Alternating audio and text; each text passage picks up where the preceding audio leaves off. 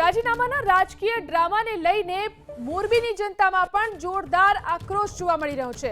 મોરબીની જનતાએ અમૃતિયા અને ઇટાલિયાને વેદક સવાલો પૂછ્યા। રાજીનામું આપવા ચૂંટીને મોકલ્યા છે કે કામ કરવા માટે? મોરબીની જનતા ઝઘડા બંધ કરો, પ્રજા વચ્ચે આવીને કામ શરૂ કરો તેવું કહેવા માંગે છે। શું જનતાને પૂછ્યું કે રાજીનામું આપું કે નહીં?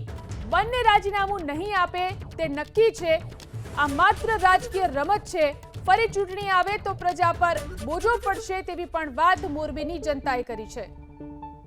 મારે તો પહેલા એ કેવું છે કે માનનીય કાંતિભાઈ અને ગોપાલભાઈ, તમે અંદરો અંદર ઝઘડા બંધ કરો અને પ્રજા વચ્ચે આવીને કામ શરૂ કરો, બરાબર? આજ લગીન પબ્લિકના કામ ન થયા, એ માટે એને રસ્તા ઉપર આવવું પડ્યું છે। તે માટે હવે પબ્લિક જાગૃત થઈ ગઈ છે, તો તમે રોડ, રસ્તા ને સ્ટ્રીટ લાઇટો ને બગીચાના કામ શરૂ કરી દો।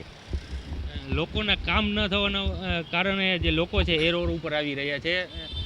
તમે શું કહેશો? અત્યારે આજે રાજીનામાની વાત ચાલી રહી છે, શું ખરેખર રાજીનામું યોગ્ય ગણાય કે તમારી દ્રષ્ટિએ શું?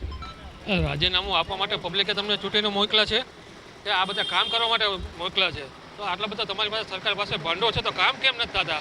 30 વર્ષથી આવી રીતના થાય છે, એટલે જ માટે પબ્લિકને રોડ ઉપર આવવું પડે છે, આંદોલન કરવા પડે છે। આપણી સાથે અન્ય લોકો જોડાઈ ગયા છે। રાજુભાઈ, તમે શું કહેશો? ખરેખર મોરબીમાં કયા પ્રકારની સમસ્યા છે અને શા કારણે આ જે લોકો છે તે રોડ ઉપર આવ્યા હતા અને અત્યારની શું પરિસ્થિતિ? પહેલાં તો એમ કહું છે, 30 વર્ષ ભાજપની સરકાર હતી, 30 વર્ષમાં એક રોડ કર્યા હોય તો બહુ સારું હતું, તો આંદોલન કરવાની જરૂર નહોતી। આમને સામને બે આવી ગયા છે। પહેલાં કાનાભાઈને અને ગોપાલ ઇટાલિયનને મેં બેને પૂછું છું કે તમે વિસાવદરની જે ચૂંટણી લડ્યા, અહીંયા તમે વિસાવદરની જનતાને પૂછ્યું કે હું રાજીનામું દઉં કે ન દઉં? બરાબર, વિસાવદરની જનતાને પૂછો તમે રાજીનામું દઉં કે ન દઉં। બીજે નંબરમાં મોરબી માળિયા વિસ્તારના ધારાસભ્ય કાંતિભાઈ અમૃતિયા 7 વાર ચૂંટાણા છે, તો રાતોરાત એમ કહી દીધું કે હું રાજીનામું દઉં। તમારે પબ્લિકને પહેલાં પૂછવું જોઈએ, બરાબર છે? પબ્લિકને પૂછો કે હું રાજીનામું દઉં કે ન દઉં।